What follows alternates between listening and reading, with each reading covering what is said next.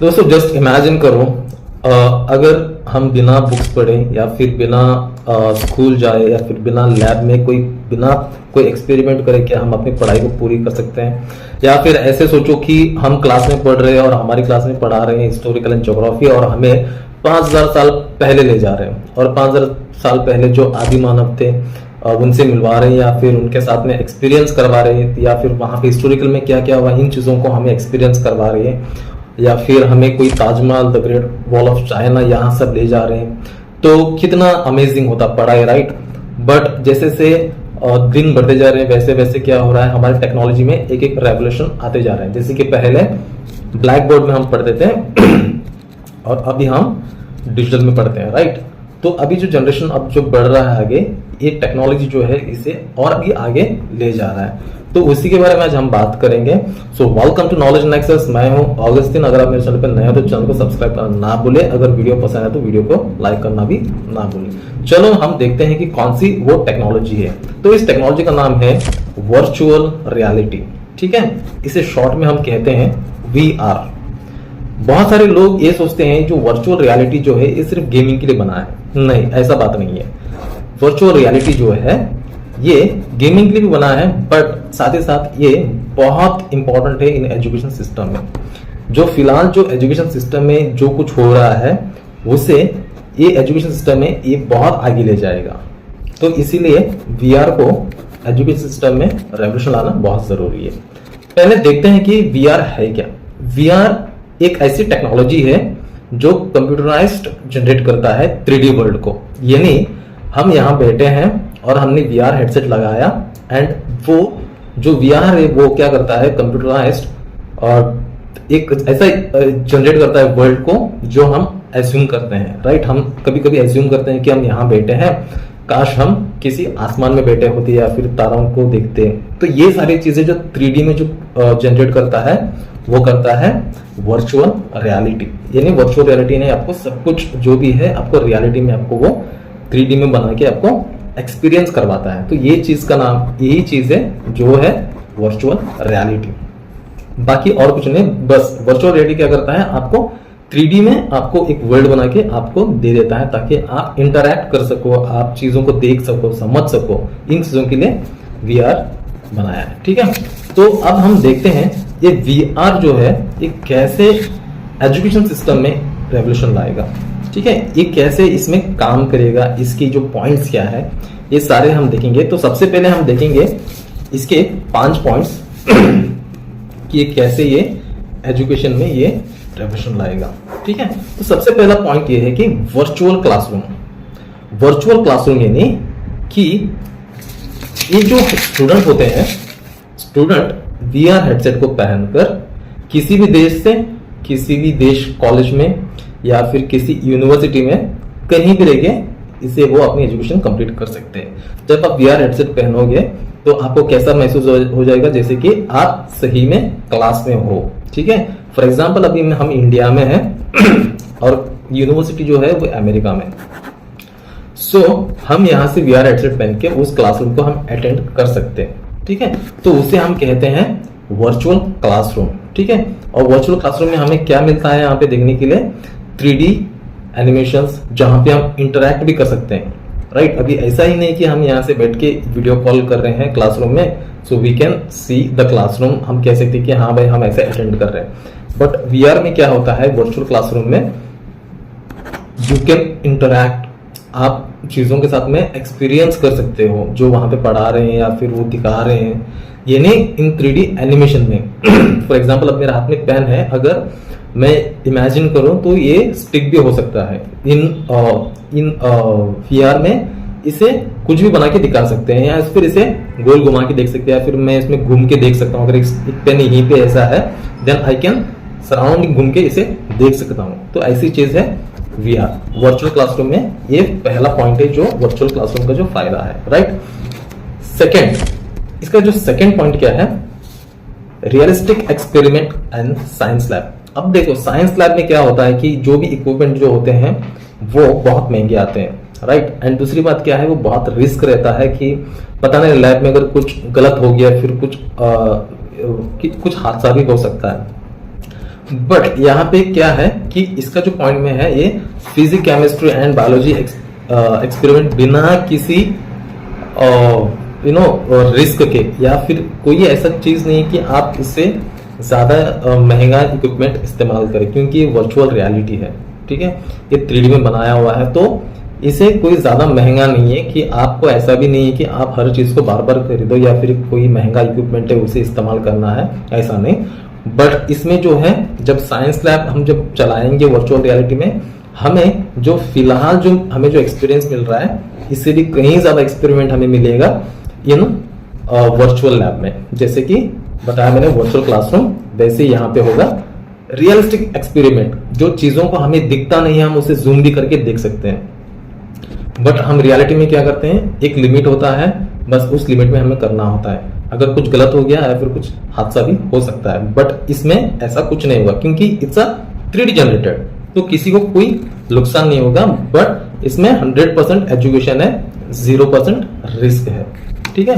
अब तीसरी बात देखेंगे मेडिकल एजुकेशन में ये बहुत काम करता है। पहला काम किसने किया है, इसने वर्चुअल क्लासरूम में। दूसरा काम किया इसने कहां पे, लैब में, जहां पे realistic experiment and science lab में इस्तेमाल कर सकते हैं। तीसरा जो है वो मेडिकल एजुकेशन। मेडिकल एजुकेशन में क्या होता है कि आपको हर बार एक्सपेरिमेंट या फिर प्रैक्टिस के लिए आपको क्या करना होता है कि एक मरीज आपको चाहिए, राइट।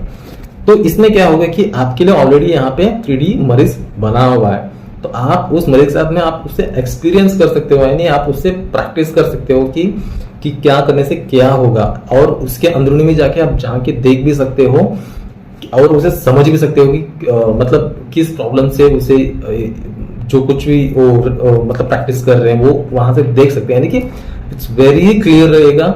जो अभी फॉर एग्जांपल अगर हम किसी पेशेंट को रखेंगे और उससे अगर उसके अंदरूनी को हम देखना चाहते हैं तो बहुत टफ है, राइट। तो हम फिर again we come to the technology के थ्रू हम उसे देखते हैं, फिर चीजों को समझते हैं। तो यहाँ पे जो मेडिकल स्टूडेंट्स जो है उनके लिए भी बहुत मदद करेगा, ताकि चीजों को समझे, एक्सपीरियंस करे एंड वो खुद प्रैक्टिस भी करे, ठीक है।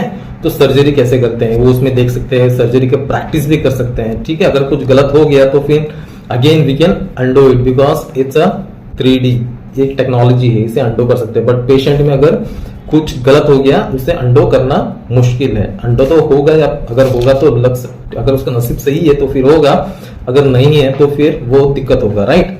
तो ये हो गया मेडिकल में। तो मेडिकल स्टूडेंट्स के लिए भी ये वर्चुअल एजुकेशन जो है ये बहुत मदद करता है।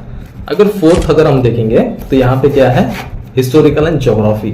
हिस्टोरिकल एंड ज्योग्राफी में अगर हम स्टडी के साथ में अगर इस सब्जेक्ट को पूरा करना चाहते हैं तो हमें सालों लग जाते हैं, क्योंकि हमें वर्ल्ड टूर करना होता है चीज़ों को समझने के लिए। तो हम क्या करेंगे कि फॉर एग्जांपल आज हम ताजमहल जाएंगे, यहाँ पे स्टे करेंगे, पूरा ताजमहल घूमेंगे, फिर उसके बारे में हम स्टडी करेंगे, राइट। उसके बाद फिर हम क्या करेंगे, फिर कहीं और जाएंगे, फिर हम जाएंगे the great wall of China. तो आप जस्ट इमेजिन करो यहाँ से आपको वहां जाने में कितना टाइम लगेगा, यानी आपका तो आधा वक्त तो वहीं बर्बाद हो जाएगा। फिर आपने क्या स्टडी किया वो भी आपको याद नहीं रहेगा। बट एक वर्चुअल में क्या होता है कि आपको एक्सपीरियंस करवाता है, आपको कहीं जाने की जरूरत नहीं है, आपको सिर्फ अपना VR जो है वो पहनना है हेडसेट को एंड स्टार्ट कर देना है, तो वो आपको हर जगह ले जाएगा। फॉर एग्जाम्पल वो आपको ताजमहल ले जाएगा, फिर आप जाके देख सकते हो अंदर कहाँ क्या है, ठीक है। वहां की चीजों को बारे में आप एक्सपीरियंस कर सकते हो। फिर the great wall of China, वहां पे भी जाओ, वहां से भी देख लो। जो कुछ भी होगा आप सिर्फ घर बैठे बैठे ये एजुकेशन को कंप्लीट कर सकते हो। ये है अपना आने वाला रेवोल्यूशन लाने वाला ये VR है, ठीक है। अगला 5वां पॉइंट अगर हम देखेंगे, स्पेशल एजुकेशन बोलते हैं इसे, ठीक है। जो बच्चे जो स्पेशली एबल्ड होते हैं तो उनके लिए बहुत दिक्कत होती है। तो ये चीजें क्या करती है, उनके अकॉर्डिंग उन्हें डिजाइन कर सकते हैं, राइट। और उनके हिसाब से इसे कस्टमाइज भी किया जाता है। फॉर एग्जांपल बहुत सारे डिसेबल बच्चे हैं जो स्कूल नहीं आ पाते हैं, राइट, उनको एक्सपीरियंस करवाना है। अब बहुत सारे डिसेबल ऐसे लोग हैं कि उन्हें कहीं मतलब दिक्कत होती है एक स्टेट से अदर स्टेट जाने में, तो वो कैसे ट्रैवल करेंगे। बट इसमें कैसा होगा, वर्चुअल रियलिटी में they can travel through virtual reality. तो वर्चुअल रियलिटी से वो कहीं भी जा सकते हैं, कहीं भी चीजों को एक्सपीरियंस भी कर सकते हैं, राइट। तो ये है वर्चुअल रियलिटी के एजुकेशन सिस्टम में इतने सारे पॉइंट्स इसे ला सकते हैं। और भी चीजें हैं जैसे कि फिर मैथ्स हो, ठीक है, तो मैथ्स में क्या करेंगे, वो एक कोई कार्टून्स ऐसा एनिमेट कर देंगे, तो ताकि आपको आपकी जो मेमोरी है या फिर जो काउंटिंग्स है वो आपको इमीडिएटली आप उसको सॉल्व करें, या फिर आप जैसे आप अंडरस्टैंड करते हो उन चीजों को, आपको क्या कर देगा, वो मदद कर देगा, ठीक है। तो इसकी बेनिफिट्स क्या है इन वीआर की, ये फर्स्ट है इंटरैक्टिव लर्निंग। इंटरैक्टिव यानी कि आप चीजों के साथ में इंटरैक्ट होकर उसे एक्सपीरियंस करके आप पढ़ सकते हो। और इसका दूसरा बेनिफिट क्या है, बेटर फोकस। बेटर फोकस यानी कि अगर फॉर एग्जाम्पल अगर इस मेरे इस वीडियो में अगर कोई वीडियो ना होता तो ऑडियो होता तो कोई ज्यादा फोकस इस पे नहीं करता, ठीक है। अगर मैं भी हूं यहाँ पे और चीजों को भी दिखा रहा हूं और मैं बोल भी रहा हूं तो ज्यादा फोकस यहाँ आता है कि ठीक है जो चीजें बता रहा है वो यहाँ पे मौजूद है, तो ये होता है बेटर फोकस, ठीक है। और तीसरा बेनिफिट क्या है, लॉन्ग टर्म मेमोरी। तो ये बहुत इंपॉर्टेंट है, जैसे मैंने पहले बताया था कि जो ये एजुकेशन सिस्टम के लिए बहुत इंपॉर्टेंट है। तो एजुकेशन सिस्टम में जो सबसे इंपॉर्टेंट है, जो सबसे इंपॉर्टेंट बात आती है वो मेमोरी। बहुत लोगों को इस मेमोरी में प्रॉब्लम हो जाती है, जो हम पढ़ के जाते हैं फिर हमें याद नहीं रहता, ठीक है। बट ये जो वर्चुअल रियलिटी में क्या है, आपको मिलेगा long term memory. For example अगर आप कोई फिल्म देखने जाते हो तो एक बार जाओगे फिल्म देखने के लिए, बट जब आप फिल्म देखकर आओगे उसके अगर एक महीने बाद भी अगर मैं पूछूंगा आपको फिल्म के बारे में, तो कोई भी पार्ट के बारे में आप एक्सप्लेन करते हो कि हाँ इस फिल्म में ऐसे हुआ था वैसे हुआ था, ईच एंड एवरी पॉइंट आप क्लियरली बोलेगे, जबकि आपने उस फिल्म को एक ही बार देखा है, ठीक है। तो ये होता है टेक्नोलॉजी में फर्क, जो मतलब यानी हम जो पढ़ते हैं और चीजों को देखते हैं, समझते हैं, एक्सपीरियंस करते हैं, तो तब हमारा क्या हो जाता है, मेमोरी पावर लॉन्ग टर्म रह जाता है। तो वर्चुअल रियलिटी जो है ये लॉन्ग टर्म मेमोरीज के लिए बहुत मदद करता है, ठीक है ना।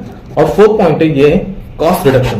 कॉस्ट रिडक्शन जैसे मैंने आपको बताया अबाउट लैब के बारे में, राइट। हमें इक्विपमेंट खरीदना होगा, बहुत महंगा होगा, नहीं, बट यहाँ पे वर्चुअल रियलिटी में आपको इक्विपमेंट खरीदने की कोई जरूरत नहीं, क्योंकि ये 3D जनरेटेड वर्ल्ड है, ठीक है। तो ये कॉस्ट रिडक्शन भी हो गया। एंड फिफ्थ पॉइंट क्या है, लर्न फ्रॉम एनीवेयर, यानी कि आप कहीं भी बैठ के कहीं भी पढ़ सकते हो। ऐसा नहीं है कि आपको पढ़ने के लिए फिर इसी यूनिवर्सिटी में आना होगा। समझो कि अगर आपका गांव से यूनिवर्सिटी को 40 किलोमीटर से, तो आपको हर रोज 80 किलोमीटर का अप एंड डाउन करना होगा। बट यहाँ वर्चुअल रियलिटी में आपको ऐसा नहीं है, आप क्या कर सकते हो, कहीं भी रहो, कहीं से भी पढ़ो, यू कैन लर्न। तो ये जो है इसकी बेनिफिट्स है, फर्स्ट है इंटरेक्टिव लर्निंग, सेकंड है बेटर फोकस, थर्ड है लॉन्ग टर्म मेमोरी, फोर्थ है कॉस्ट रिडक्शन, एंड फिफ्थ जो है लर्न फ्रॉम एनीवेयर, ठीक है। तो ये है वीआर की जो रेवोल्यूशन जो आने वाली है हमारे एजुकेशन सिस्टम में, ठीक है। तो आपको क्या फील होता है आप हमें कमेंट करके बता दो। And thank you so much. फिर अगले वीडियो में कुछ नया लेके मिलूंगा।